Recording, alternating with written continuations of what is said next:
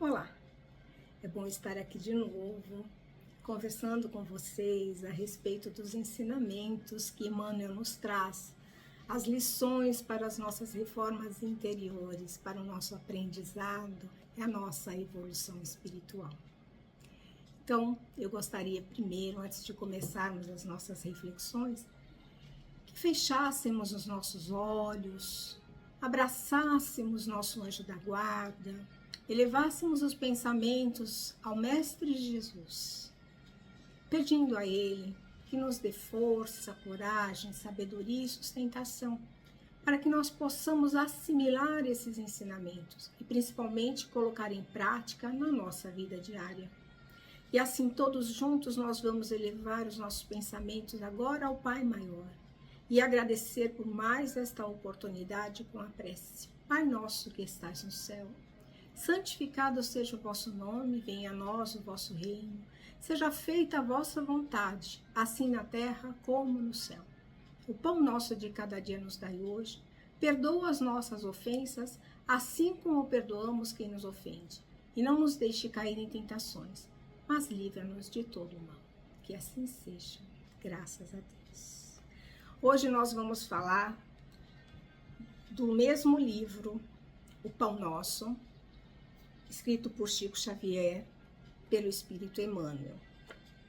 O capítulo é o 114, intitulado Novos Atenienses.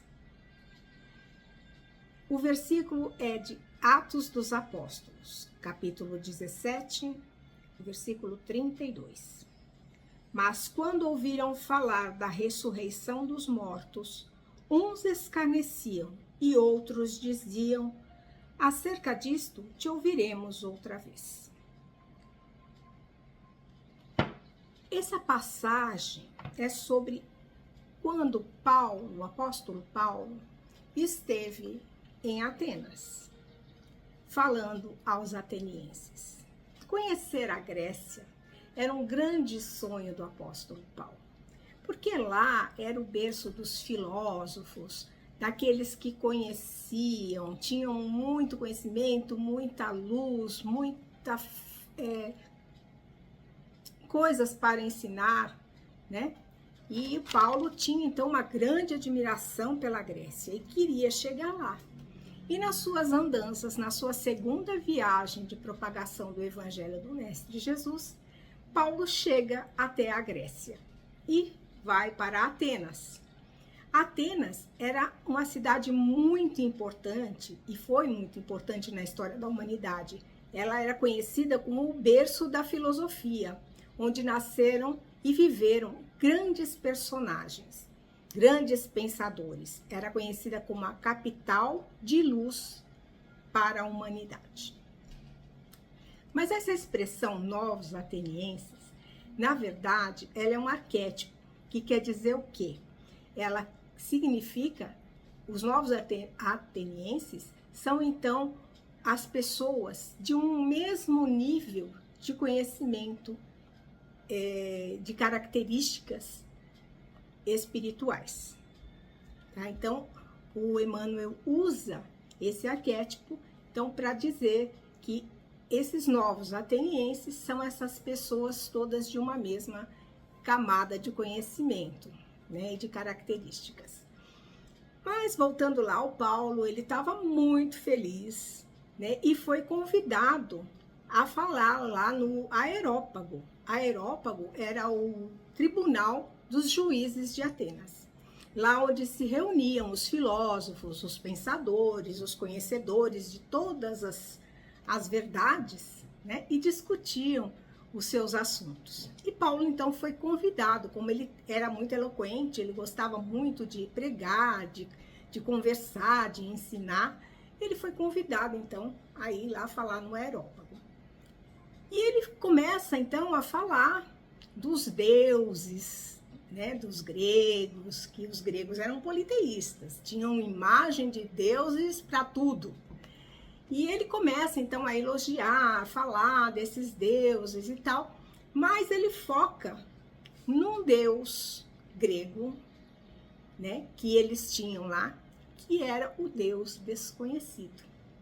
Então ele começa a falar que esse Deus desconhecido era o Deus único, era o Deus criador do céu e da terra, que criou toda a humanidade. E aí ele vai discorrendo toda a história que é contada no Evangelho do Mestre Jesus, né? Toda a história da Boa Nova. E começa então a falar dos novos comportamentos recomendados, né? Das reformas.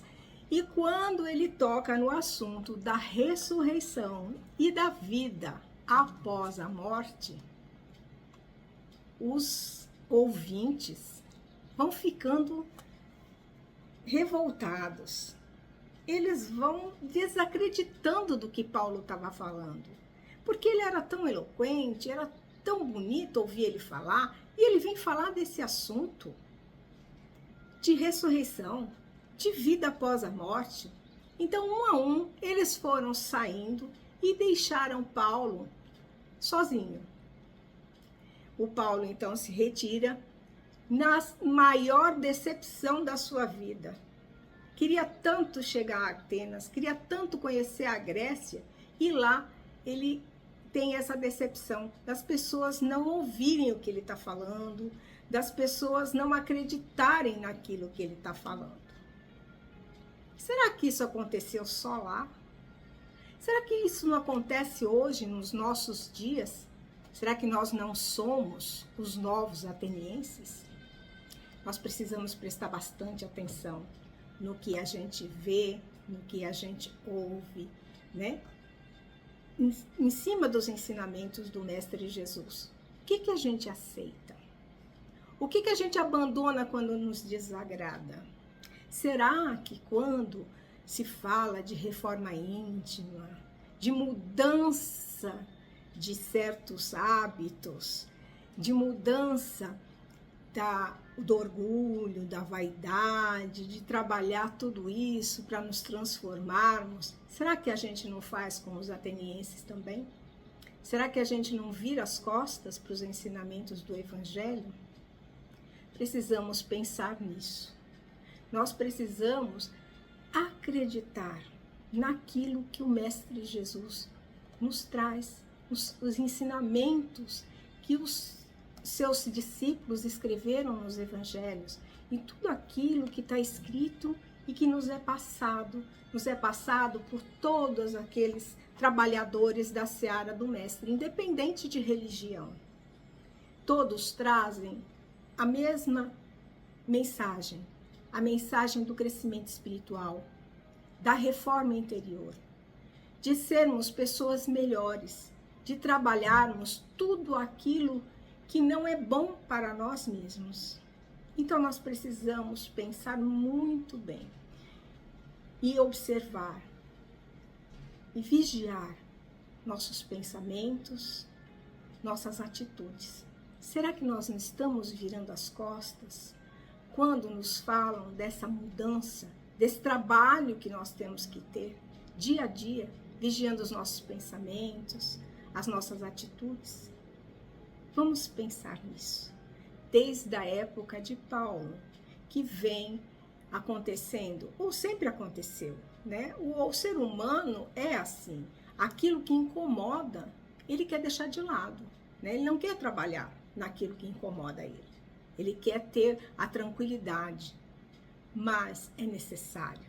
É preciso que a gente evolua espiritualmente, que sejamos mais coerentes com as nossas atitudes e os nossos pensamentos, com aquilo que a gente deseja.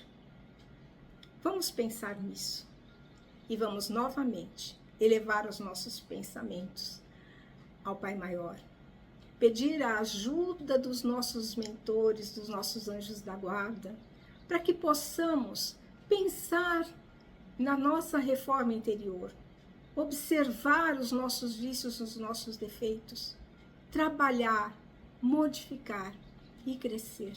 E assim nós vamos agradecendo o Pai por mais esta oportunidade, dizendo: muito obrigado, Pai. Até a próxima.